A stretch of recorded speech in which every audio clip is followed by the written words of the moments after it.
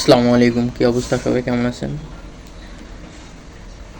দীর্ঘ 2টা বছর ইটালির ভিসার জন্য বসে থাকি, এখনও কোনো ফলাফল পাইতেছি না।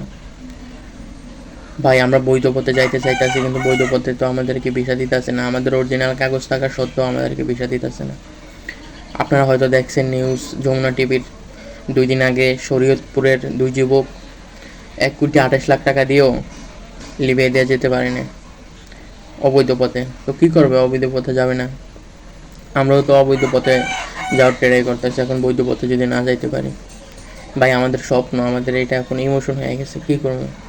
ভাই, ইটালি অ্যাম্বাসি আমাদেরকে হয়তো একটা কিছু জানাই দিক, ভিসা দিক বা রিজেক্ট দিক, একটা কিছু জানাই দিক, তাও তো জানাইতেছে না।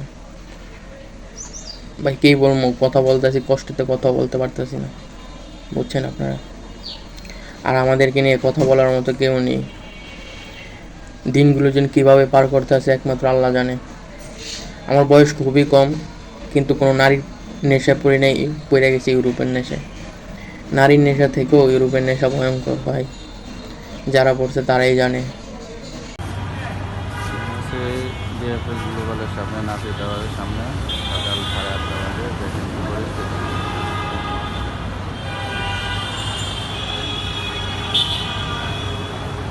সকাল 8:30 বাজে নাফি টাওয়ারের সামনে বর্তমান পরিস্থিতি। কোনো আপডেট নাই, কোনো খবর টবর পাই নাই।